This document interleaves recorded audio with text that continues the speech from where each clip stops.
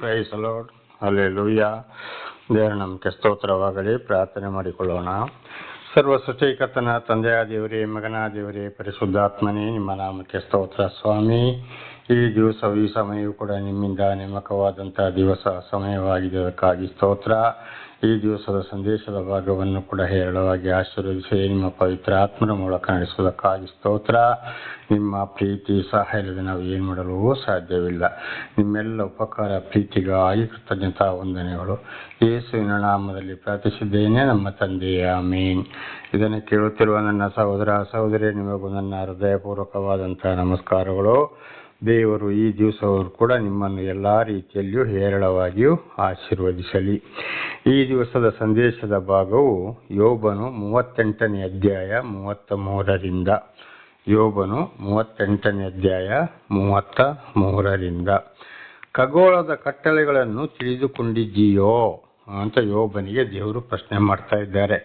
ಖಗೋಳದ ಕಟ್ಟಳೆಗಳಂದರೆ ಇಡೀ ಬಹುಲೋಕದ ಕಟ್ಟಳೆ ಕಾನೂನುಗಳನ್ನ ನಿನಗೆ ಗೊತ್ತಿದೆಯೋ ಅಂತ. ಯಾಕೆಂದರೆ ಇವತ್ತು ಇಡೀ ಲೋಕದಲ್ಲಿ ಕಾನೂನು ಕಟ್ಟಳೆಗಳು ಕೂಡ ಬಂದಿರೋದು ದೇವರಿಂದಲೇ. ದೇವರ ನಾಮಕ್ಕೆ ಸ್ತೋತ್ರವಾಗಲಿ.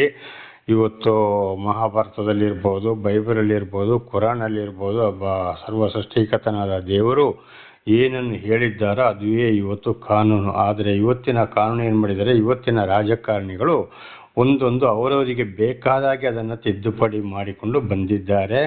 ಆದರೆ ಸರಿಯಾದ ಕಾನೂನು ಇರೋದು ದೇವರದ್ದೇ. ಇವತ್ತು ನಮ್ಮ ಭಾರತದಲ್ಲಿ ಕೂಡ ಸಂವಿಧಾನ ಶಿಲ್ಪಿ ಬಾಬಾ ಸಾಹೇಬ್ ಅಂಬೇಡ್ಕರ್ ಆಗಿದ್ದಾರೆ.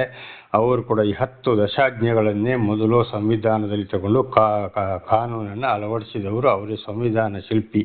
ಅಂದರೆ ಬೈಬಲಲ್ಲಿರುವಂಥ 10 ದಶಾಜ್ಞೆಗಳನ್ನು ತಗೊಂಡೋಗಿ ಅಲ್ಲಿ ಅಳವಡಿಸಿದ್ದು.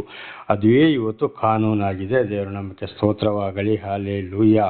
ಆದರೆ ಈಗಲೇ ನಾವು ತಿಳ್ಕೊಂಡಾಗೆ ಇವತ್ತಿನ ಈ ರಾಜಕಾರಣಿಗಳು ಬರ್ತಾ ಏನು ಮಾಡಿದ್ದಾರೆ ಅಂದರೆ ಅವರಿಗೆ ಬೇಕಾದ ಹಾಗೆ ಅದನ್ನು ತಿರುಚಿ ಎಷ್ಟೆಷ್ಟೋ ಕಾನೂನುಗಳನ್ನು ಮಾಡಿದ್ದಾರೆ.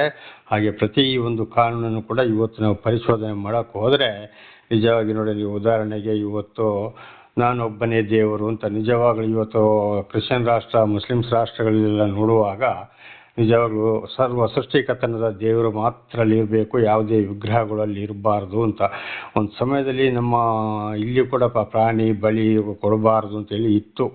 ಅದು ಕೂಡ ನಮ್ಮ ಕರ್ನಾಟಕ ರಾಜ್ಯದ ಒಂದು ಜಿಲ್ಲೆಯಲ್ಲಿ ಒಂದು ಜಿಲ್ಲಾಧಿಕಾರಿ ಒಂದು ಮಹಿಳೆ ಆ ಕಾನೂನನ್ನು ತಂದಾಗ ರಾಜಕಾರಣಿಗಳು ಏನು ಮಾಡಿದ್ರು, ಆ ಮಹಿಳೆಯನ್ನು ಬೇಗ ಅಲ್ಲಿಂದ ವರ್ಗಾವಣೆ ಮಾಡಿ ಬೇರೆ ಕಡೆಗೆ ಕಳುಹಿಸಿಬಿಟ್ಟರು. ಕಾನೂನು ಪ್ರಕಾರ ಪ್ರಾಣಿ ಬಲಿ ಕೊಡುವಂಗಿಲ್ಲ. ಅದು ಕೂಡ ಇವತ್ತೇನಾಗಿದೆ, ಬೈಬಲಲ್ಲಿ ಕೂಡ ಅದುವೇ ಇದೆ, ಕುರಾನಲ್ಲಿ ಕೂಡ ಅದುವೇ ಇದೆ. ಆದರೆ ಇತ್ತು ಯಾವಾಗ 2025ನೇ ವರ್ಷದ ಹಿಂದೆ ಇತ್ತು, ಆಮೇಲೆ ಅದು ಇಲ್ಲ. ಮಹಾಭಾರತದಲ್ಲಿ ಕೂಡ ಅದು ಸ್ಪಷ್ಟವಾಗಿ ಬಹಳ ಚೆನ್ನಾಗಿದೆ. ಕದಿಯೋದು, ಸುಳ್ಳು ಹೇಳೋದು, ವ್ಯಭಿಚಾರ ಮಾಡೋದು, ತಂದೆ ತಾಯಿಗಳನ್ನ ಸರಿಯಾಗಿ ನೋಡ್ಕೊಳ್ಳೋದೇ ಇರುವಂಥದ್ದು, ಇನ್ನೊಬ್ಬರ ಆಸ್ತಿ ಪಾಸ್ತಿಗೆ ಇದು ಮಾಡುವಂಥದ್ದು, ಕೆಲಸ ಮಾಡಿಸಿಕೊಂಡು ಸರಿಯಾಗಿ ಸಂಬಳ ಕೊಡೋದಿರುವಂಥದ್ದು, ಆಳುಗಳಿಗೆ ತೊಂದರೆ ಕೊಡೋದಾಗಿರುವಂಥ ಪ್ರತಿಯೊಂದಕ್ಕೂ ಒಂದೊಂದು ಕಚೇರಿಗಳಿವೆ ನೋಡಿ. ಇದೆಲ್ಲ ಖಗೋಳದ ಕಟ್ಟಳೆಗಳಾಗಿವೆ.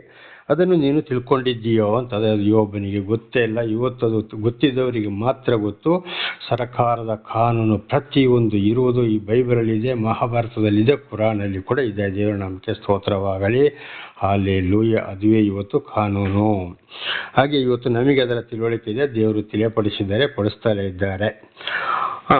ಅದರ ಆಳಿಕೆಯನ್ನು ಭೂಮಿಯಲ್ಲಿ ಸ್ಥಾಪಿಸಿದ್ದೀಯಾ ನೋಡಿ. ಕಾನೂನು ಮಾತ್ರ ಅಲ್ಲ, ಭೂಮಿಯಲ್ಲಿ ನೀನು ಸ್ಥಾಪಿಸಿದ್ದೀಯಾ, ಕಾನೂನನ್ನು ತಂದಿದ್ದೀಯಾ? ಇಲ್ಲ. ಈ ಕಾನೂನನ್ನು ತಂದವರು ಯಾರಾಗಿದ್ದಾರೆ? ದೇವರೇ ಆಗಿದ್ದಾರೆ. ಆದರೆ ಆಗಲೇ ತಿಳ್ಕೊಂಡಾಗೆ ಇವತ್ತಿನ ರಾಜಕಾರಣಿಗಳು ಅವರವರಿಗೆ ಬೇಕಾದ ಹಣ ಸಂಪಾದನೆ ಮಾಡಲಿಕ್ಕೋಸ್ಕರ, ಕೇಸಲ್ಲಿ ಗೆಲ್ಲಲಿಕ್ಕೋಸ್ಕರ ಅದನ್ನು ನಾನಾ ರೀತಿಯಲ್ಲಿ ಬೇರೆ ಬೇರೆ ಕಾನೂನನ್ನು ಸೆಕ್ಷನನ್ನು ತಂದು ಇಟ್ಟಿದ್ದಾರೆ. ಆದರೆ ಪ್ರತಿ ಒಂದಕ್ಕೂ ಸರಿಯಾದ ತೀರ್ಪು ಕೊಡುವವರು ದೇವರಾಗಿದ್ದಾರೆ. ಈ ಲೋಕದ ನ್ಯಾಯಾಧಿಪತಿಗಳು, ಅದರ ಉಲ್ಟಾ ನ್ಯಾಯಾಧಿಪತಿಗಳು ಉಲ್ಟಾ ಪಲ್ಟಾ ಮಾಡಿ ಏನೇನೋ ಮಾಡ್ತಾರೆ. ಆದರೆ ಕೊನೆಗೆ ಒಂದು ನ್ಯಾಯ ತೀರ್ಪಿದೆ. ಅಲ್ಲಿ ಯಾವುದೇ ನ್ಯಾಯಾಧೀಶರು ಹೋಗ್ಲಿಕ್ಕೆ ಆಗೋದಿಲ್ಲ, ಯಾವುದೇ ನ್ಯಾಯವಾದಿಗಳು ಅಂದರೆ ವಕೀಲರು ಅಂದರೆ ಲಾಯರ್ಗಳು ಕೂಡ ಹೋಗ್ಲಿಕ್ಕೆ ಆಗೋದಿಲ್ಲ. ಪ್ರತಿ ಒಂದಕ್ಕೆ ತೀರ್ಪು ಆಗಲೇಬೇಕು. ಈ ಭೂಲೋಕದಲ್ಲಿ ಕೂಡ ಈಗ ನೋಡಿ, ಅನೇಕರನ್ನು ಏನು ಮಾಡ್ತಾರೆ, ಕೊಲೆ ಮಾಡಿಸ್ತಾರೆ ದೊಡ್ಡವರು ಅವರ ಲಾಭಕ್ಕಾಗಿ. ಆದರೆ ಈ ಲೋಕದ ಕಾನೂನನ್ನು ಅದಕ್ಕೆ ಏನೇನೋ ಮಾಡಿ, ಸಾಕ್ಷಿಯನ್ನು ವಿಚಾರಣೆ ಮಾಡಿ, ಏನೋ ಉಲ್ಟಾ ಪಲ್ಟಾ ಮಾಡಿ, ನ್ಯಾಯವಾದಿಗಳು ಏನೇನೋ ಮಾಡಿಕೊಂಡು ಅದನ್ನು ಗೆಲ್ಲಿಸಿಕೊಂಡು ಬರ್ತಾರೆ. ಆದರೆ ಕೊನೆಗೆ ಅವರು ಅದನ್ನು ಶಿಕ್ಷೆಯನ್ನು ಅನುಭವಿಸಲೇಬೇಕು ಅಥವಾ ಅವರ ಮಕ್ಕಳು ಅನುಭವಿಸಲೇಬೇಕು. ದೊಡ್ಡ ದೊಡ್ಡ ಕಾಯಿಲೆಗಳು, ಕಷ್ಟ, ಸಂಕಟ, ದುಃಖಗಳು. ಯಾಕೆಂದರೆ ಆದಿಕಾಂಡದಲ್ಲಿ ಕೂಡ ನಾವು ಇದನ್ನು ನೋಡ್ತೇವೆ. ಅಲ್ಲಿ ನೋಹ ಮತ್ತು ಅವನ 3 ಮಕ್ಕಳು, 3 ಸೊಸೆಂದರು, ಹೆಂಡತಿ, 8 ಜನರನ್ನು 150 ದಿವಸ ನೀರಿನ ಮೇಲೆ ತಿರುಗಾಡಿಸಿ ಕೊನೆಗೆ ಇಳಿದು ಒಂದು ಕಡೆಗೆ ನೀರು ಒಣಗಿದ ಮೇಲೆ ಅಲ್ಲಿ ಇಳಿಸ್ತಾರೆ ದೇವರು. ಆಗ ಅವ್ರಿಗೆ ಹೇಳ್ತಾರೆ, ಮನುಷ್ಯನ ರಕ್ತವನ್ನು ಯಾರು ಸುರಿಸ್ತಾರೋ ಅವರ ರಕ್ತವನ್ನು ಮನುಷ್ಯರೇ ಸುರಿಸುವರು ಅಂತ. ಹಾಗೆ ಇವತ್ತು ಒಬ್ಬೊಬ್ಬನಿಗೆ ಹೊಡೆದು ಬಡಿದು ಕೈಕಾಲು ಮುರಿಬೋದು, ರಕ್ತ ಸರಿಬೋದು, ಏನೇ ಮಾಡ್ಬೋದು. ಆದರೆ ಅವನ ಅಥವಾ ಅವನ ಮಕ್ಕಳನ್ನು ಇನ್ನೊಬ್ಬರು ಸುರಿಸ್ತಾರೆ. ಒಬ್ಬನನ್ನು ಹೊಡೆದು ಕೊಲ್ಲಬಹುದು ಅಥವಾ ಕೊಲೆ ಮಾಡಿಸ್ಬೋದು. ಹಾಗೆ ಅವನನ್ನು ಅಥವಾ ಅವನ ಮಕ್ಕಳನ್ನು ಇನ್ನೊಬ್ಬರು ಕೊಲ್ತಾರೆ ಅಥವಾ ಬೇರೆಯವರ ಕೈಯಲ್ಲಿ ಅವರು ಕೊಲೆ ಮಾಡಿಸ್ತಾರೆ. ಉದಾಹರಣೆಗೆ ಒಂದು ರೌಡಿಗಳನ್ನ ತಗೊಳ್ಳೋಣ. ಎಷ್ಟೋ ಜನರನ್ನ ಕೊಲ್ತಾರೆ, ಹಾದಿ ಬೀದಿಲಿ ರಕ್ತ ಸುರಿಸ್ತಾರೆ. ಮತ್ತೊಂದು ದಿವಸ ಅವನ ಹೆಣ ಕೂಡ ಅಲ್ಲಿ ಬಿದ್ದಿರ್ತದೆ. ದೇವರ ನಾಮಕ್ಕೆ ಸ್ತೋತ್ರವಾಗಲಿ. ಇದುವೇ ಖಗೋಳದ ಕಟ್ಟಳೆಗಳು. ಅದರ ಆಳ್ವಿಕೆಯನ್ನು ಸ್ಥಾಪಿಸಿದ್ದು ಯಾರಾಗಿದ್ದಾರೆ? ದೇವರು. ಆಗ ಈ ನ್ಯಾಯವಾದಿಗಳು, ಜಡ್ಜಿಗಳು ಏನು ಮಾಡೋಕ್ಕಾಗ್ತದೆ?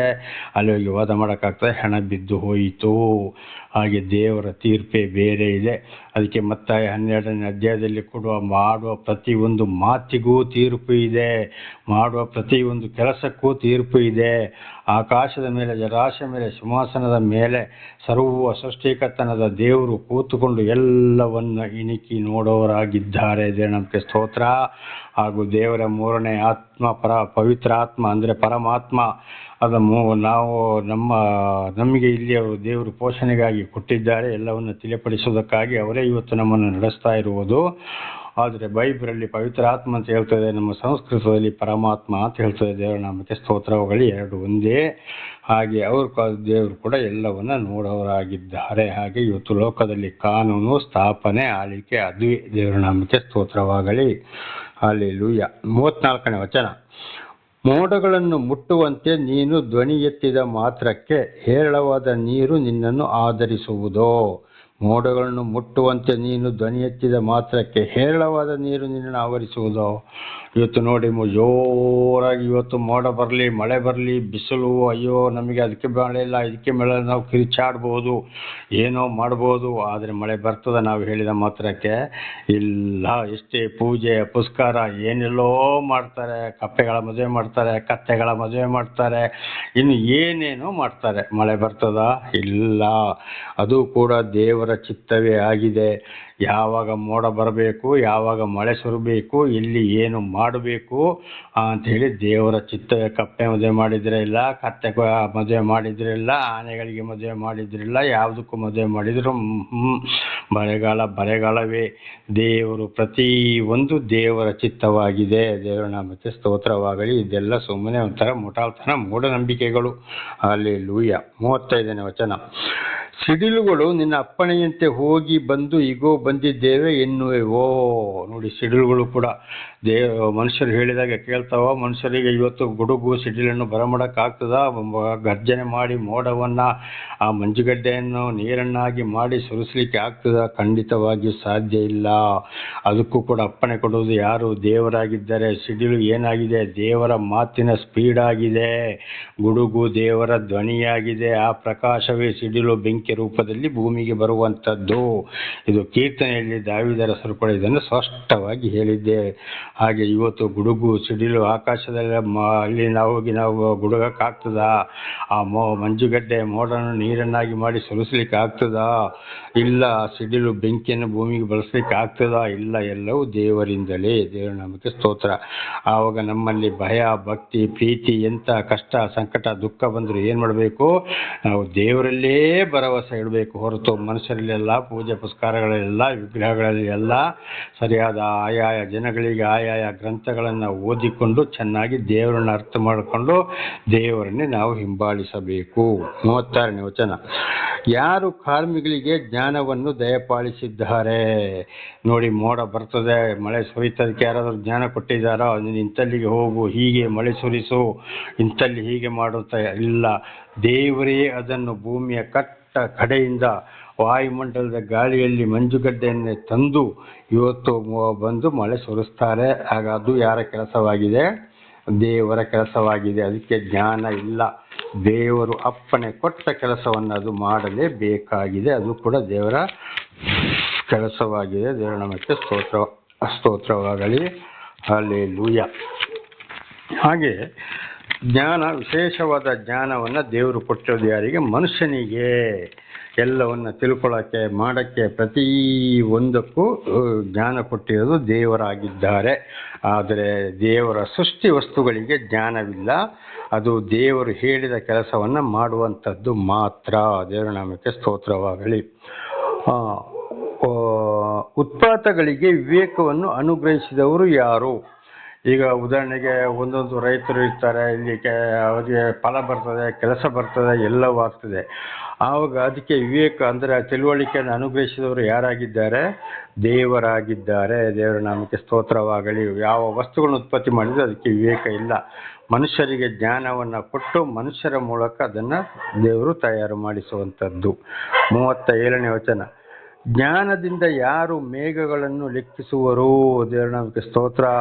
ಹಲ್ಲೆಲೂಯಾ. ಜ್ಞಾನದಿಂದ ಯಾರು ಮೋಡಗಳನ್ನು ಲೆಕ್ಕಿಸ್ಲಿಕ್ಕೆ ಆಗ್ತದೋ?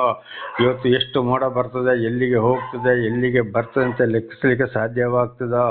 ಖಂಡಿತವಾಗ್ಲೂ ಇಲ್ಲ. ಅದು ದೇವರಿಗೆ ಗೊತ್ತಿರುವಂಥದ್ದು.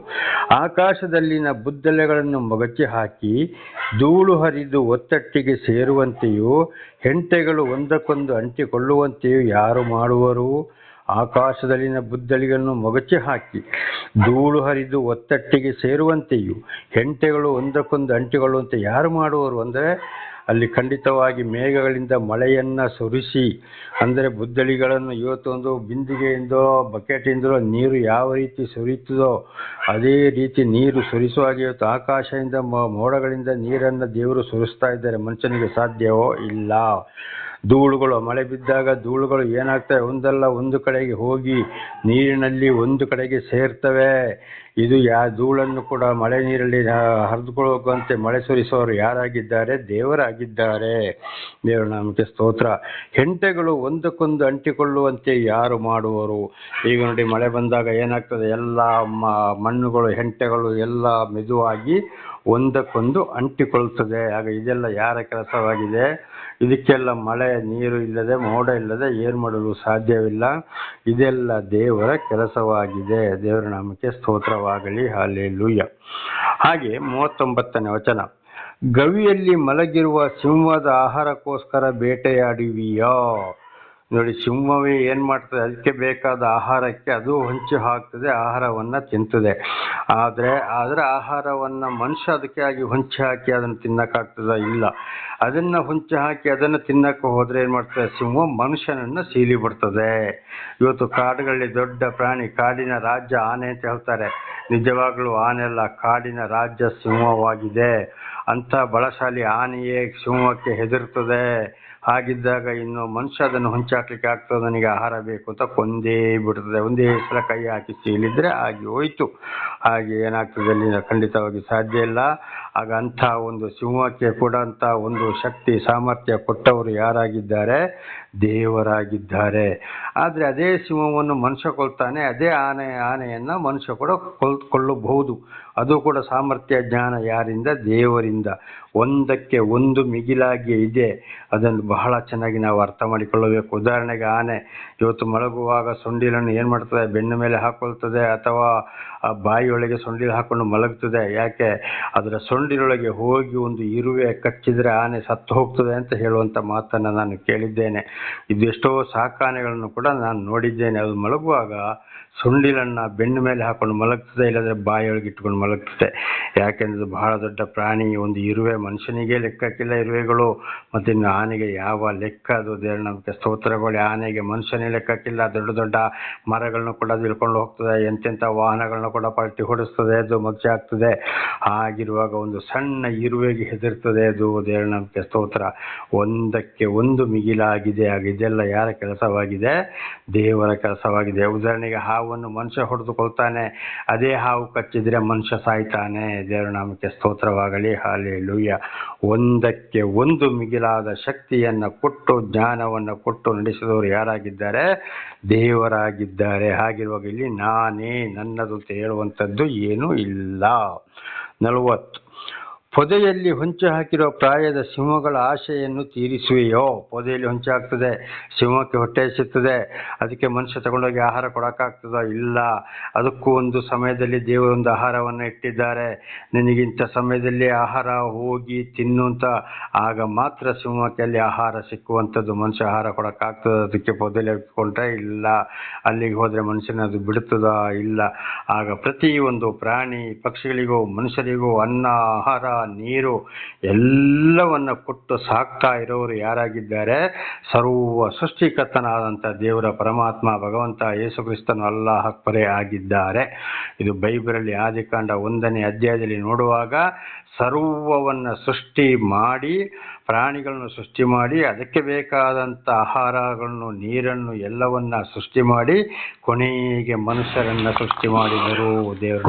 ದೇವರನ್ನ ಸೃಷ್ಟಿ ಮಾಡಿದ್ರು. ಹಾಗೆ ಎಲ್ಲದಕ್ಕೂ ಪ್ರತಿಯೊಂದು ಪ್ರಾಣಿ ಪಕ್ಷಿಗಳಿಗೂ ಆಹಾರ ನೀರು ಕೊಡೋರು ಯಾರಾಗಿದ್ದಾರೆ? ದೇವರಾಗಿದ್ದಾರೆ. ಇದನ್ನು ಯೋಬನಿಗೆ ದೇವರು ಪ್ರಶ್ನೆ ಮಾಡಿದ್ದಾರೆ. ಇವತ್ತೇನು ಮಾಡ್ತಾರೆ? ನಾನು ಬೋರ್ವೆಲ್ ಹಾಕ್ಸಿದೆ, ನನಗೆ ನೀರು ಸಿಕ್ತು. ನಾನು ಬಾವಿ ತೋಡಿಸಿದೆ, ನನಗೆ ನೀರು ಸಿಕ್ತು. ನನ್ನ ಭೂಮಿಯಲ್ಲಿ ನೀರು ಇತ್ತು, ಆದರೆ ದೇವರು ನನಗೆ ನೀರನ್ನು ಕೊಡಿಸಿದರು. ದೇವರು ಇಟ್ಟದ್ದು ಬೋರ್ವೆಲ್ ಹಾಕಿ ಪ್ರತಿ ಒಂದು ಕೆಲಸ ಕಾರ್ಯ ಜ್ಞಾನ ಕೊಟ್ಟು ಎಲ್ಲ ಸೃಷ್ಟಿಗೆ ಕಾರಣಕರ್ತನು ಯಾರಾಗಿದ್ದಾರೆ? ದೇವರಾಗಿದ್ದಾರೆ. ಆದರೆ ಏನಾದರೂ ಒಂದು ಬೆಳೆ ಬೆಳೆಯುವಾಗ ಅಲ್ಲಿ ಮಳೆ ಬಾರದ ಹೋದರೆ, ಅಯ್ಯೋ ಆ ದೇವ್ರು ಯಾಕೆ ಹೀಗೆ ಮಾಡ್ದ? ಆ ಪರಮಾತ್ಮ ಎಲ್ಲಿದ್ದಾನೆ? ಆ ಶಿವ ಎಲ್ಲಿದ್ದಾನೆ? ಆ ಈಶ್ವರ ಎಲ್ಲಿದ್ದಾನೆ? ಶ್ರೀಕೃಷ್ಣ ಪರಮಾತ್ಮ ಎಲ್ಲಿದ್ದಾನೆ? ಶ್ರೀಮನ್ನಾರಾಯಣನು ಎಲ್ಲಿದ್ದಾನೆ? ಆ ದೇವರು ಎಲ್ಲಿದ್ದಾನೆ? ಅಲ್ಲಾ ಎಲ್ಲಿದ್ದಾನೆ? ದೇವರಿಗೆ ಬೈಯುವಂಥದ್ದು.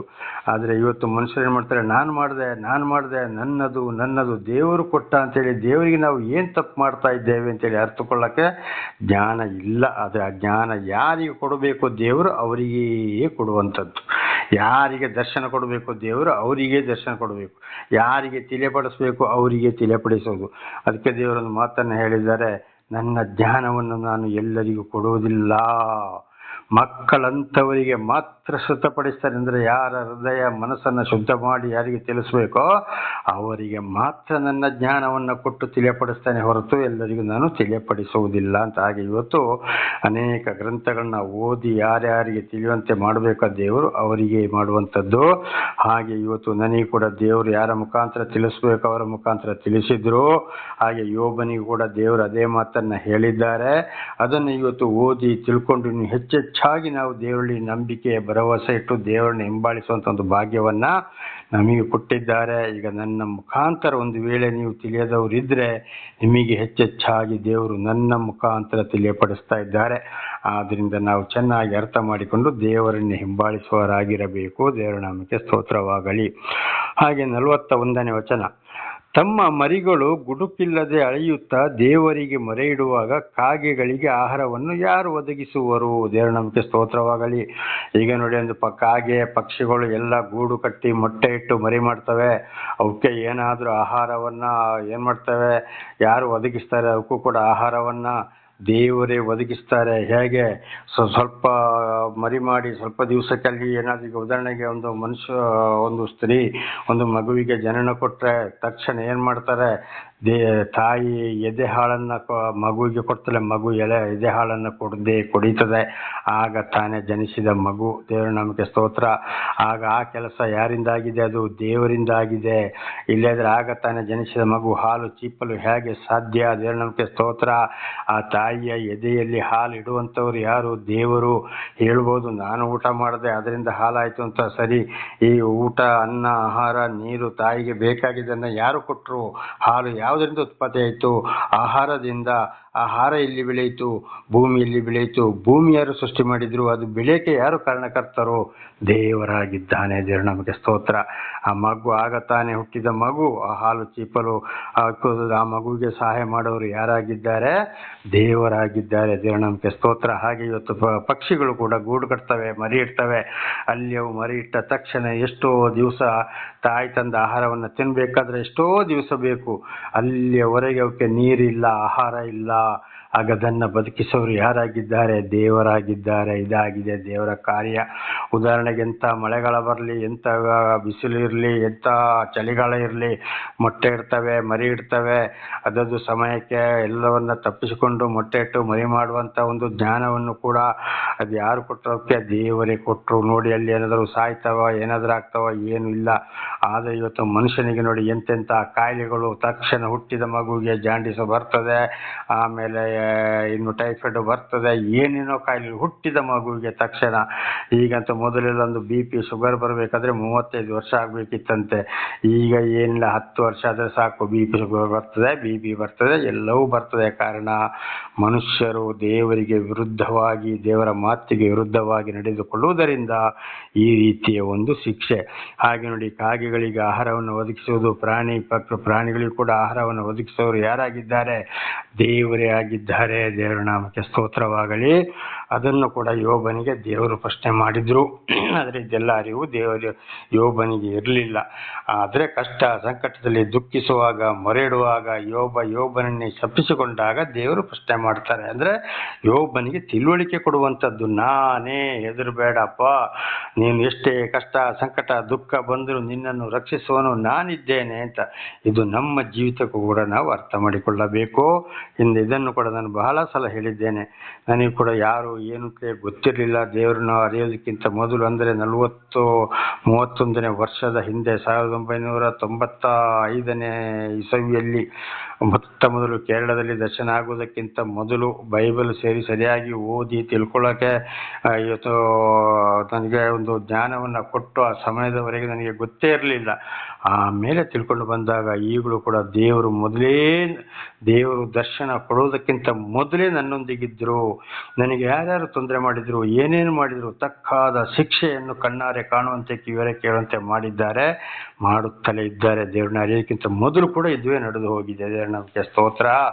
ಹಾಗೆ ನೋಡಿ, ಯೋಬನಿಗೆ ತಿಳಿಯಪಡಿಸಿದಾಗೆ ಅದರ ಮೇಲೆ ನನಗೂ ದೇವರು ತಿಳಿಯಪಡಿಸಿದ್ರು. ಈಗ ನಾವೆಲ್ಲರೂ ತಿಳಿದುಕೊಳ್ಳುವಂತೆ ಮಾಡಿದ್ದಾರೆ. ನಮ್ಮನ್ನು ಪ್ರತಿಯೊಂದನ್ನು ಕೊಟ್ಟು ಸಾಕಿ ಸಲಹುತ್ತವರು ದೇವರು.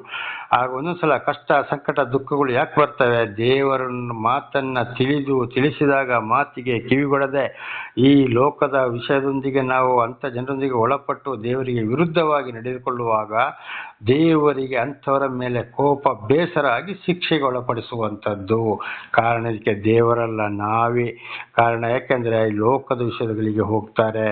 ಆದ್ದರಿಂದ ಬಹಳ ಎಚ್ಚರಬೇಕು. ಯೋಬನಿಗೆ ತಿಳಿಸಿದ ಹಾಗೆ ಇವತ್ತು ನಾವು ತಿಳಿದುಕೊಳ್ಳುವಂತೆ ಮಾಡಿದ್ದಾರೆ. ಅದಕ್ಕಾಗಿ ದೇವರಿಗೆ ಸ್ತೋತ್ರವಾಗಲಿ. ಇಲ್ಲಿಗೆ ಯೋಬನು 38ನೇ ಅಧ್ಯಾಯ ಮುಕ್ತಾಯವಾಯಿತು. 39ನೇ ಅಧ್ಯಾಯಕ್ಕೆ ಹೋಗೋಣ. 39:1. ಬೆಟ್ಟದ ಮೇಕೆಗಳು ಈಯುವ ಸಮಯವನ್ನು ತಿಳಿದುಕೊಂಡಿದ್ದೀಯೋ? ಹುಳ್ಳೆಗಳ ಹೆರಿಗೆಯನ್ನು ನೋಡಿಕೊಳ್ಳುವಿಯೋ? ದೇವರ ನಮಗೆ ಸ್ತೋತ್ರ. ಬೆಟ್ಟದ ಮೇಕೆಗಳು ಈಯುವ ಸಮಯವನ್ನು ತಿಳಿದುಕೊಂಡಿದ್ದೀಯೋ? ದೇವರ ನಮಗೆ ಸ್ತೋತ್ರವಾಗಲಿ. ಈಗ ನೋಡಿ, ಪ್ರತಿಯೊಂದು ಮೇಕೆಗಳು ಮರೆ ಹಾಕಬೇಕಾದ್ರೆ ಪ್ರತಿಯೊಂದು ಕೂಡ ಅದಕ್ಕೂ ಕಾರಣ ಯಾರು? ಇವತ್ತೊಂದು ಮನುಷ್ಯರಿಗೊಂದು ಮಗು ಹುಟ್ಟಬೇಕಾದ್ರೆ ಗಂಡು ಹೆಣ್ಣು ಕಾರಣ. ಅದೇ ರೀತಿ ಪ್ರತಿಯೊಂದು ಜೀವರಾಶಿಯು ಕೂಡ ಅದು ನಿನಗೆ ಗೊತ್ತಿದೆಯೋ? ಅದು ಯಾವ ಸಮಯದಲ್ಲಿ ಈತದೆ, ಯಾವ ಸಮಯದಲ್ಲಿ ಗರ್ಭಧರಿಸ್ತದೆ, ಯಾವ ಸಮಯದಲ್ಲಿ ಮರಿ ಹಾಕ್ತದೆ ನಿನಗೆ ಗೊತ್ತಿದೆಯೋ? ಬೆಟ್ಟದಂದರೆ ಕಾಡೊಳಗೆ ವಾಸ ಮಾಡುವಂಥದ್ದು. ಈಗ ಊರೊಳಗೆ ಮನಸ್ಸು ಮಾಡುವಂಥದ್ದು ಆದರೆ ಒಂದು ಮೇಕೆ ಅಂತ ಹೇಳ್ತಾರೆ, ಆಡು ಅಂತ ಹೇಳ್ತಾರೆ, ಅದು ಎರಡು ಒಂದೇ. ಆದರೆ ಮೇಕೆಗಳು, ಕುರಿಗಳು, ದನಗಳು ಇದೆಲ್ಲವೂ ಮನುಷ್ಯರಿಗೆ ಗೊತ್ತಾಗ್ತದೆ, ಅಂದರೆ ಸಾಕು ಪ್ರಾಣಿಗಳು. ಆದರೆ ಕಾಡೊಳಗಿರುವಂಥ ಪ್ರಾಣಿಗಳು ಗೊತ್ತಾಗ್ತದಾ? ಇಲ್ಲ. ಅವು ನೋಡಿ ಗರ್ಭ ಧರಿಸ್ತವೆ. ಅವಕ್ಕೆ ಯಾವ್ದಾದ್ರು ಒಂದು ಆಸ್ಪತ್ರೆ ಬೇಕೋ, ಇಂಜೆಕ್ಷನ್ ಬೇಕೋ, ವೈದ್ಯರು ಬೇಕೋ, ಯಾವ್ದಾದ್ರು ಬೇಕೋ? ಇಲ್ಲ. ಕಾಡು ಒಳಗೆ ವಾಸಿಸ್ತವೆ. ಇಂಥ ಮಳೆ ಗಾಳಿ ಚಳಿಗಳು ಇರಲಿ ಮರಿ ಹಾಕ್ತವೆ. ಮರಿಗಳು ಏನಾದರೂ ಸಾಯ್ತವೆಯೋ? ಇಲ್ಲ. ಅವಕ್ಕೇನಾದರೂ ಕಾಯಿಲೆಗಳು ಬರ್ತಾವ? ಇಲ್ಲ. ಉದಾಹರಣೆಗೆ ಎಂತೆಂಥ ಚಂಡಮಾರುತ ಬಿರುಗಾಳಿಗಳೇ ಬರಲಿ, ಏನಾದರೂ ಒಂದು ಪಕ್ಷಿಗಳು ಏನು ಮಾಡ್ತವೆ? ಮರದಲ್ಲೇ ಕೂತುಕೊಳ್ತವೆ. ಒಂದು ಪಕ್ಷಿ ಆದರೂ ಬಿದ್ದು ಸಾಯುವುದನ್ನು ನಾವು ಕಾಣ್ತೇವೆ? ಇಲ್ಲ. ಆದರೆ ಎಂತೆಂಥ ಫೌಂಡೇಶನು, ಎಂತೆಂಥ ಕಬ್ಬಿಣ, ಎಂತೆಂಥ ಸಿಮೆಂಟ್ಗಳು, ಕಲ್ಲುಗಳನ್ನ ಹಾಕಿ ಎಂತೆಂಥ ಗಟ್ಟಿಮುಟ್ಟಾಗಿ ಕಟ್ಟಿದಂಥ ಮನೆಗಳೇ ಪಲ್ಟಿ ಹೊಡಿತವೆ, ನೀರಿನಲ್ಲಿ ಕೊಚ್ಚಿ ಹೋಗ್ತವೆ. ಎಂತೆಂಥ ಅತ್ಯಂತ ವಾಹನಗಳು ಕೂಡ ಒಣಗಿದ ಎಲೆಗಳು ನೀರಲ್ಲಿ ಕೊಚ್ಚಿ ಹೋದಾಗೆ ವಾಹನಗಳು ಕೂಡ ನೀರಲ್ಲಿ ಕೊಚ್ಚಿ ಹೋಗಿದ್ದವು ನಾವು ಕಾಣ್ತವೆ. ಆದರೆ ಒಂದು ಪಕ್ಷಿಗಳು ಎಂಥ ಚಂಡಮಾರುತ ಬಿರುಗಾಳಿ ಬರಲಿ ಬಿದ್ದು ಸತ್ತೋಗಿದ್ದನ್ನು ಕಾಣ್ತೇವೆ ನಾವು? ಖಂಡಿತವಾಗಿಲ್ಲ. ಒಂದು ಪ್ರಾಣಿಗಳು ಕೂಡ ಮರಿ ಹಾಕಿದ್ದಕ್ಕೆ ಡಾಕ್ಟ್ರು ಇಂಜೆಕ್ಷನು, ಆ ಟಾನಿಕು ಈ ಟಾನಿಕು, ಆ ಸಿರಾಪು ಈ ಸಿರಾಪು, ಅದಕ್ಕೆ ಆ ಡಾಕ್ಟ್ರ್ ಹತ್ರ ಕರ್ಕೊಂಡು ಹೋಗಿ ಇಲ್ಲಿ ಈ ಡಾಕ್ಟ್ರ್ ಏನಾದ್ರು ಇದೆಯೋ? ಇಲ್ಲ. ಕಾರಣ ದೇವರದನ್ನು ಪೋಷಿಸುವುದು. ಕಾರಣ ಏನಪ್ಪ ಅಂದರೆ ಅವರ ಮನಸ್ಸು ಈ ಲೋಕದಲ್ಲಿ ಇಲ್ಲ. ಸರಿಯಾಗಿ ಬೆಳಿಗ್ಗೆ ಸಾಯಂಕಾಲ ದೇವರನ್ನ ಸ್ತುತಿಸ್ತವೆ. ಅವರ ಮನಸ್ಸು ಹೃದಯ ಶುದ್ಧ. ಆದ್ರಿಂದ ದೇವರಿಗೆ ಅವರ ರಕ್ಷಣೆ. ಇದು ನಮ್ಮ ಜೀವಿತದಲ್ಲಿ ಕೂಡ ದೇವರ ನಾಮಕ್ಕೆ ಸ್ತೋತ್ರವಾಗಲಿ. ಉದಾಹರಣೆಗೆ ಹಂದಿಗಳು, ಪ್ರತಿ ಒಂದು ವಿಷಯಗಳು ಇದುವೇ ಆಗಿದೆ. ಅದಕ್ಕೆ ಹೇಳಿದ್ದು, ಬೆಟ್ಟದ ಮೇಕೆಗಳು ಇವ ಸಮಯವನ್ನು ನೀನು ತಿಳಿದುಕೊಂಡಿದೆಯೋ? ಇಲ್ಲ. ಹುಳ್ಳೆಗಳ ಹೆರಿಗೆಯನ್ನು ನೋಡಿಕೊಳ್ಳುವಿಯೋ? ಅವು ಮರಿ ಹಾಕೋದು ಕೂಡ ನೋಡಿಕೊಳ್ತೇವೆ? ಇಲ್ಲ. ಈಗಲೇ ನಾವು ತಿಳ್ಕೊಂಡಾಗೆ ನೋಡಿ, ಪ್ರತಿ ಒಂದು ರಕ್ಷಣೆ ಯಾರಿಂದ ಬರ್ತದೆ? ದೇವರಿಂದ ಬರ್ತದೆ. ಆದರೆ ಇವತ್ತು ಒಂದು ಒಂದು ಸ್ತ್ರೀ ಒಂದು ಮಗುವಿಗೆ ಜನನ ಕೊಡುವಾಗ ನಾನಾ ಥರದ ತೊಂದರೆಗಳು, ಬದುಕಿದ್ರು, ಹೋದರು, ಅದು ನಾನಾ ಥರದ ಕಷ್ಟದಲ್ಲಿ ಆಪರೇಷನ್ ಮಾಡಿ ಮಗುವನ್ನು ತೆಗೆಯುವಂಥದ್ದು, ನಾನಾ ರೀತಿ ಯಾವುದು ಕಷ್ಟ, ಸಂಕಟ, ದುಃಖಗಳು ಹುಟ್ಟುವಾಗಲೇ ಕಾಯಿಲೆ, ಕಸಗಳು ಕಾರಣ ದೇವರಿಗೆ ವಿರುದ್ಧವಾಗಿ ನಡೆದುಕೊಳ್ಳುವಂಥದ್ದು. ಸರ್ವ ಸೃಷ್ಟಿಕರ್ತನಾದ ದೇವರಿಗೊಂದು ನಮಸ್ಕಾರ ಮಾಡೋದಿಲ್ಲ. ಬದಲಾಗಿ ಆ ಅಮ್ಮ, ಈ ಅಮ್ಮ, ಆ ದೇವರು, ಈ ದೇವರು, ಮನುಷ್ಯ ಸ್ವಲ್ಪ ಚೆನ್ನಾಗಿ ನಡ್ಕೊಂಡ್ರೆ ಸಾಕು, ಒಳ್ಳೇದು ಹೇಳಿದರೆ ಸಾಕು, ಅವನ ಒಂದು ಮೂರ್ತಿ ಮಾಡಿ ಅವನಿಗೆ ಪೂಜೆ ಮಾಡೋದು, ಆ ವಿಗ್ರಹಕ್ಕೆ ಹೋಗಿ ಕೈ ಮುಗಿಯೋದು, ಅದಕ್ಕೆ ಕಾಯಿ ಹೊಡೆಯೋದು, ಅದಕ್ಕೆ ಬಾಳೆಹಣ್ಣು ಇಡೋದು, ಅದಕ್ಕೆ ಕರ್ಪೂರ, ಅದಕ್ಕೆ ಸಾಂಬ್ರಾಣಿ ಇಡುವಂಥದ್ದು. ಅವನು ಮನುಷ್ಯ ಸತ್ತು ಮಣ್ಣಿಗೆ ಮಣ್ಣಾಗಿ ಧೂಳಿಗೆ ಧೂಳಾಗಿ ಹೋಗಿರ್ತಾನೆ. ಆದರೆ ಜೀವಿತದ ಏನೋ ಸ್ವಲ್ಪ ಒಳ್ಳೆ ಕೆಲಸ ಮಾಡಿರ್ತಾನೆ. ಕಡೆಗೆ ಅವನನ್ನು ದೇವರುಗಳನ್ನಾಗಿ ಮಾಡ್ತಾರೆ. ಖಂಡಿತವಾಗಿ ಅವನು ಮನುಷ್ಯನೇ. ಈ ಮೂಗಿನಲ್ಲಿ ಯಾರು ಉಸಿರಾಡಿ ಬದುಕ್ತಾರೋ ಅವರು ಮನುಷ್ಯರಾಗಿದ್ದಾರೆ. ಎಲ್ಲರೂ ಮಹಾಪಾಪಿಗಳು. ಕೆಲವರು ಒಂದು ಒಳ್ಳೆ ಕೆಲಸವನ್ನು ಮಾಡ್ತಾರೆ. ಆ ಕೆಲಸ ಅವರು ಮಾಡಲಿಕ್ಕೆ ಆ ಜ್ಞಾನ ಕೊಟ್ಟವರು ಯಾರು? ದೇವರಾಗಿದ್ದಾರೆ. ಒಳ್ಳೆ ಒಂದು ಬೋಧನೆ ಮಾಡಬಹುದು, ಬುದ್ಧಿವಾದ ಹೇಳ್ಬೋದು. ಆದರೆ ಅದು ಯಾರಿಂದ ಬಂತು? ದೇವರಿಂದ ಬಂತು. ಆದ್ದರಿಂದ ನಮ್ಮ ಪೂರ್ಣ ಭರವಸೆ, ಪ್ರತಿ ಒಂದು ಭಯ ಭಕ್ತಿ ಯಾರಲ್ಲಿ ಇರಬೇಕು? ದೇವರಲ್ಲಿ ಇರಬೇಕು. ಅದಕ್ಕೆ ನೋಡಿ, ಉದಾಹರಣೆಗೆ ಕಾಗೆಗಳಿಗೆ, ಮೇಕೆಗಳಿಗೆ ಪ್ರತಿ ಒಂದು ವಿಷಯವನ್ನ, ಸಿಂಹಗಳ ವಿಷಯವನ್ನು ಕೂಡ ದೇವರದನ್ನೇ ತಿಳಿಸಿದಂಥದ್ದು. ದೇವರ ನಾಮಕ್ಕೆ ಸ್ತೋತ್ರವಾಗಲಿ. 39 2ನೇ ವಚನ. ಅವು ಗಬ್ಬವನ್ನು ಹೊರುವ ತಿಂಗಳುಗಳನ್ನು ಲೆಕ್ಕಿಸಿ ಈವ ಕಾಲವನ್ನು ಗೊತ್ತು ಮಾಡುವಿಯಾ? ನೋಡಿ, ಇದನ್ನೇ ಈಗ ನಾವು ಹಿಂದೆ ಕೂಡ ತಿಳ್ಕೊಂಡಿದ್ದು. ಯಾವ ಸಮಯದಲ್ಲಿ ಗರ್ಭ ಧರಿಸ್ತವೆ, ಎಷ್ಟು ತಿಂಗಳು ಹೊತ್ತುಕೊಳ್ತವೆ, ಯಾವ ಸಮಯದಲ್ಲಿ ಅವರು ಮರಿಗಳನ್ನು ಹಾಕ್ತಾರೆ ಅಂತ ನಿನಗೆ ಗೊತ್ತಿದೆಯೋ? ಗೊತ್ತಿಲ್ಲ. ಆದರೆ ಸಾಕು ಪ್ರಾಣಿಗಳನ್ನ ಮಾತ್ರ ಆಗಲೇ ಹೇಳಿದಾಗೆ ಪ್ರತಿಯೊಂದು ಮನುಷ್ಯನಿಗೆ ಗೊತ್ತಿರ್ತದೆ. ಆಮೇಲೆ ಮನುಷ್ಯರು ಕೂಡ ಇವತ್ತು ಯಾವ ಗರ್ಭ ಧರಿಸಿದಾಳೆ, ಇನ್ನು ಎಷ್ಟು ತಿಂಗಳು ಬೇಕು, ಎಷ್ಟು ದಿವಸ ಬೇಕು, ಯಾವಾಗ ಮಗುವಿಗೆ ಜನನ ಕೊಡಬಹುದು, ಅದು ಪ್ರತಿಯೊಂದು ಗೊತ್ತಾಗ್ತದೆ. ಕಾಡು ಪ್ರಾಣಿಗಳನ್ನ ಯಾರಾದರೂ ನೋಡ್ತಾರಾ, ಮಾಡ್ತಾರಾ? ಇಲ್ಲ. ಅದಕ್ಕೆ ಪ್ರತಿಯೊಂದು ಸಹಾಯ ಯಾರದ್ದು? ದೇವರಿಂದ. ದೇವರ ನಾಮಕ್ಕೆ ಸ್ತೋತ್ರ. ಕಾರಣ ಅವು ಈ ಲೋಕದ ವಿಷಯಗಳಿಗೆ ಆಸೆ ಪಡುವುದಿಲ್ಲ. ಯಾವುದೂ ಇಲ್ಲ. ದಗ, ಮೋಸ, ಅನ್ಯಾಯ ಯಾವುದೂ ಇಲ್ಲ. ದೇವರವರಿಗೆ ಕೊಟ್ಟ ಸಮಯದಲ್ಲಿ ಮಾತ್ರ ಅವರಿಗೆ ಆಹಾರ. ಆದರೆ ಮನುಷ್ಯ ದೇವರನ್ನು ಮರೆತು ಸೃಷ್ಟಿ ಮಾಡಿದ ವಸ್ತುಗಳನ್ನು ಪೂಜೆ ಮಾಡ್ತಾ ಹೋಗೋದು, ಅದಕ್ಕೆ ಅಡ್ಡ ಬೀಳೋದು, ಹಾವುಗಳನ್ನ ಮಾಡ್ಕೊಳ್ಳೋದು, ದನಗಳನ್ನು ಮಾಡ್ಕೊಳ್ಳೋದು, ಅದಕ್ಕೆ ಪೈಂಟ್ ಹೊಡೆಯೋದು, ಸತ್ತವರ ಸಮಾಧಿಗೆ ಹೋಗಿ ಕೈ ಮುಗಿಯೋದು, ಅದಕ್ಕೆ ಆಹಾರ ಇಡುವುದು. ಇವತ್ತು ಕಷ್ಟ, ಸಂಕಟ, ದುಃಖದಲ್ಲಿದ್ದ ಬಡ ಬಗ್ಗರಿಗೆ, ನಿರ್ಗತಿಗರಿಗೆ, ಅನಾಥ ಮಕ್ಕಳಿಗೆ, ಅನಾಥ ವೃದ್ಧರಿಗೆ ಒಂದು ಊಟಕ್ಕೆ ಕೂಡ ತೆಗೆದು ಕೊಡುವರು ಬಹಳ ಕಡಿಮೆ. ಆದರೆ ಈ ರೀತಿ ನಡೀತಾ ಇರ್ತಾರೆ. ಇದು ಕೂಡ ಮುಂದೆ ನಾವು ತಿಳಿದುಕೊಳ್ಳಬಹುದು. ಇದು ಕೂಡ ಏನಾಗಿದೆ, ಇದರಿಂದಾಗಿ ಇವತ್ತು ಮನುಷ್ಯರಿಗೆ ಭೂಲೋಕಕ್ಕೆ ಬಂದಿರುವಂಥ ಕಷ್ಟ, ಸಂಕಟ, ದುಃಖಗಳು. ಅದಕ್ಕೆ ಪ್ರಾಣಿ ಪಕ್ಷಿಗಳಿಗೆ ಪಕ್ಷಿಗಳನ್ನು ದೇವರು ಯೋಬನಿಗೆ ತಿಳಿಸಿದ್ದಾರೆ. ನೋಡಪ್ಪ ಈ ರೀತಿ ಅಂತೇಳಿ. ಇದು ನಾವು ಕೂಡ ಚೆನ್ನಾಗಿ ಅರ್ಥ ಮಾಡಿಕೊಳ್ಳಬೇಕಾಗಿದೆ. ದೇವರ ನಾಮಕ್ಕೆ ಸ್ತೋತ್ರವಾಗಲಿ. ಹಲ್ಲೆಲೂಯಾ. 3ನೇ ವಚನ. ಅವು ಬಗ್ಗಿಕೊಂಡು ಮರಿಗಳನ್ನು ಹಾಕಿದೊಡನೆ ತಮ್ಮ ವೇದನೆಯನ್ನು ತೊರೆದು ಬಿಡುವು. ನೋಡಿ, ಮರಿ ಹಾಕಿದ ತಕ್ಷಣ ಅವರಿಗೆ ನೋವಿಲ್ಲ, ಯಾವುದೂ ಇಲ್ಲ, ಎಲ್ಲ ಮರೆತು ಬಿಡ್ತಾರೆ. ಮೊದಲು ಅವು ಮರಿ ಹಾಕಲಿಕ್ಕೆ ಮೊದಲು ಯಾವ ರೀತಿ ಇದ್ದೋ ಅದೇ ರೀತಿ ಇರ್ತದಂತೆ. ಆದರೆ ಇವತ್ತು ಮನುಷ್ಯರನ್ನು ನೋಡುವ, ಹೋಗ್ಲಿ ಮನುಷ್ಯರು ಸಾಕಿದ ಪ್ರಾಣಿಗಳು ನೋಡುವ, ಮರಿ ಹಾಕಿದಾಗೆ ಬಹುಶಃ ಏನಾದರೂ ಒಂದು ಆದರೆ ಆಯಿತು. ಆ ಸಮಯದಲ್ಲಿ ಏನು ಮಾಡಬೇಕು, ಅಲ್ಲಿ ಪಶು ವೈದ್ಯರನ್ನು ಕರೆಸೇ ಆಗಲೇಬೇಕು. ಮನುಷ್ಯರಾದರೆ ತಕ್ಷಣ ಏನಾಗ್ತದೆ, ಅಯ್ಯೋ ಹೆರಿಗೆ ಆಗುವಾಗ ಹಾಗಾಯ್ತಪ್ಪ ಹೀಗಾಯ್ತಪ್ಪ ಅಂತ ಹೇಳಿದ್ದು ವಾಹನ ಮಾಡಿಕೊಂಡು ತಕ್ಷಣ ಆಸ್ಪತ್ರೆಗೆ ತಗೊಂಡು ಹೋಗಲೇಬೇಕು. ಅಲ್ಲಿ ನಾನಾ ಥರದ ಚಿಕಿತ್ಸೆಗೆ ಒಳಪಡಿಸಿಬಿಡ್ತಾರೆ. ಆದರೆ ಕಾಡು ಪ್ರಾಣಿಗಳಿಗೆ ಹಾಗೆಲ್ಲ ನೋಡಿ, ಮರಿ ಹಾಕಿದ ತಕ್ಷಣ ವೇದನೆ ಇಲ್ಲ. ಕಾರಣ ದೇವರ ಸಹಾಯ. ದೇವರ ನಮಗೆ ಸ್ತೋತ್ರ. ಪ್ರತಿ ಒಂದು ಪ್ರಾಣಿ ಪಕ್ಷಿಗಳು ಕೂಡ ಏನು ಮಾಡ್ತವೆ, ಬೆಳಿಗ್ಗೆದ್ದು ದೇವರನ್ನು ಸ್ತುತಿಸುತ್ತವೆ ಅಂತ ನಾವು ಹಿಂದೆ ಕೂಡ ಓದಿದ್ದೇವೆ. ಮುಂದೆ ಕೀರ್ತನೆಗಳಲ್ಲಿ ಕೂಡ ನಾವು ಇದನ್ನು ಓದಿಕೊಳ್ಳಬಹುದು. ದೇವರ ನಮಗೆ ಸ್ತೋತ್ರವಾಗಲಿ. ಕಾರಣ ದೇವರನ್ನು ಮರೆತು ದೂರ ಹೋದಾಗ ಬರುವಂಥ ಶಿಕ್ಷೆ ಇದು. ಅದಕ್ಕೆ ಒಂದು ಉದಾಹರಣೆ ಯೋಬನಿಗೆ ದೇವರು ತಿಳಿಸಿಕೊಟ್ಟಂಥದ್ದು. ನಿನ್ನನ್ನು ನೀನೇ ಯಾಕೆ ಶಪಿಸಿಕೊಳ್ತೀಯಪ್ಪ, ಅದಕ್ಕೂ ನಾನೇ ಅಂತೇಳಿ ದೇವರ ನಮಗೆ ಸ್ತೋತ್ರ. ಇದು ನನ್ನ ಜೀವಿತದಲ್ಲಿ ಕೂಡ ಅನೇಕ ಸಲ ಅಪಘಾತದಲ್ಲಿಯೂ ನಾನು ಸಾಯಬೇಕಾಯಿತು, ಅಥವಾ ಹಿಂದೆ 3 ಸಲ ಆತ್ಮಹತ್ಯೆಗೂ ಹೋಗಿದ್ದೆ, ಅಲ್ಲಿ ಬದುಕಿಸಿದ್ರು. ಬೇರೆಯವರು ಹೊಂಚಿ ಹಾಕಿದ್ರು ಕೊಲೆ ಮಾಡೋಕ್ಕೆ, ಆಗಲೂ ನನ್ನ ಬದುಕಿಸಿದ್ರು. ಕಡೆಗೆ ಕೊಲೆ ಮಾಡುವವನ ಕಡೆಗೆ ಆಗನ ಮೊಟ್ಟ ಮೊದಲು ಸಣ್ಣ ಸಾಕ್ಷಿಯನ್ನು ಹೇಳುವನಾಗಿದ್ದೇನೆ. ದೇವರನ್ನ ದರ್ಶನ ಆಗೋದಕ್ಕಿಂತ ಮೊದಲು ಒಂದು ಮನುಷ್ಯ ಚಾಡಿ ಹೇಳಿ ನನ್ನನ್ನು ಕೊಲೆ ಮಾಡಲು ಪ್ರಯತ್ನ ಮಾಡ್ದ. ಆಗ ನಾನು ಬಹಳ ಬೆಟ್ಟದಲ್ಲಿ ಓಡಿ ಹೋಗಿ ಬೇರೆ ಒಂದು ಮನೆಗೆ ಸೇರಿಕೊಂಡೆ. ಅಲ್ಲಿಂದ ಅದೇ ವರ್ಷ ಏನಾಯಿತು, ನಾನು ಕೇರಳಕ್ಕೆ ಹೋಗುವಾಗೆ ಆಯಿತು. ಅಲ್ಲಿ ಒಂದು ದೇವಾಲಯಕ್ಕೆ, ಚರ್ಚಿಗೆ 7 ದಿವಸದ ಪ್ರಾರ್ಥನಾ ಕೂಟವನ್ನು ಮುಗಿಸಿ ನಮ್ಮ ಜಿಲ್ಲೆಯ ಒಂದು ಕೇರಳ ರಾಜ್ಯದಿಂದ ಕರ್ನಾಟಕ ರಾಜ್ಯಕ್ಕೆ ಬಂದು ನಮ್ಮ ಜಿಲ್ಲೆಗೆ ಒಂದು ತಾಲೂಕಿನಲ್ಲಿ ಬಂದು ಒಂದು ಪೇಪರ್ ಓದುವಾಗ, ಇಂಥವ್ರು ಹೀಗೆ ಸತ್ತ ಅಂದರೆ ಈ ಬೆಲ್ಲದ ಸರಾಯಿ ಕಾಯಿಸ್ತಾ ಇದ್ದ, ಸತ್ತು ಅವನನ್ನು ಅಬ್ಕಾರಿಗಳು ಬಂದಾಗ ಹೋಗಿ ಹೊಳೆಗೆ ಬಿದ್ದ, ಅಬ್ಕಾರಿಗಳು ಕಲ್ಲು ತೆಗೆದು ಹೊಡೆದು ಅವನ ತಲೆಗೆ ಬಿದ್ದು ನೀರಲ್ಲಿ ಮುಳುಗಿ ಅವನು ಸತ್ತ ಅಂತೇಳಿ ಬಹಳ ರೋಡಿಗೆ ಮರ ಗಿರಳ ಕಡ್ದಾಕಿ ಬಹಳ ದೊಡ್ಡ ಸ್ಟ್ರೈಕ್ ಆಗಿದೆ. ಅದು ಪೇಪರ್ ಓದಿದಾಗ ಈ ಮನೆ ಹೆಸರು, ಗ್ರಾಮದ್ದು, ಸತ್ತವನ ಹುಡುಗನ ಹೆಸರು ಇದೆ.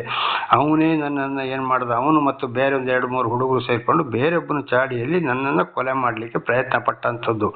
ಕಡೆಗೆ ಅಲ್ಲಿಂದ ತಿರುಗಿ ಬರುವಾಗ ಅವನು ಹೆಣವಾಗಿದ್ದು ಪೇಪರಲ್ಲಿ ಓದುವಂತೆ ದೇವರು ಮಾಡಿದ್ರು ಕಂಡಾಯಿತು. ನಮಗೆ ಸ್ತೋತ್ರವಾಗಲಿ. ನೋಡಿ, ಮೊಟ್ಟ ಮೊದಲು ಪ್ರಾರ್ಥನೆಗೆ ಬರಬೇಕಾದ್ರಲ್ಲಿ ಹೆಣದ ವಿಷಯ, ಅವನು ಸತ್ತ ವಿಷಯ ಗೊತ್ತಾಯಿತು. ನಮ್ಮೂರಲ್ಲಿ ಬಂದು ಬಸ್ ಇಳಿಯುವಾಗ ಫಸ್ಟ್ ಒಬ್ಬರು ನಮ್ಮ ಸ್ನೇಹಿತರು ಹೇಳಿದರು, ಅಣ್ಣ ನಿಮ್ಮನ್ನ ಮೊನ್ನೆ ಹೀಗೆ ಮಾಡಿದ್ರಲ್ಲ, ಓಡಿದ್ರಲ್ಲ, ನೋಡಿ ಅವನು ಈ ರೀತಿ ಸತ್ತ ಅಂತೇಳಿ. ಬೇರೆ ಒಂದು ಸ್ತ್ರೀ ಕೂಡ ಅದನ್ನೇ ಹೇಳಿದರು. ದೇವರ ನಮಗೆ ಸ್ತೋತ್ರವಾಗಲಿ. ನೋಡಿ, ಅಲ್ಲಿಂದ ಬರುವಾಗ ಇಲ್ಲಿ ಅವನು ಹೆಣವಾಗಿ ಹೋಗಿದ್ದಾನೆ. ದೇವರ ನಮಗೆ ಸ್ತೋತ್ರ. ಹಾಗೆ ಪ್ರತಿಯೊಂದು ಏನಾಗಿದೆ, ಎಲ್ಲವೂ ದೇವರ ಕಾರ್ಯವೇ ಆಗಿದೆ. ದೇವರನ್ನು ಮರೆತು ದೇವರಿಗೆ ವಿರುದ್ಧವಾಗಿ ಹೋಗುವಾಗ ಬರುವಂಥ ಶಿಕ್ಷೆ.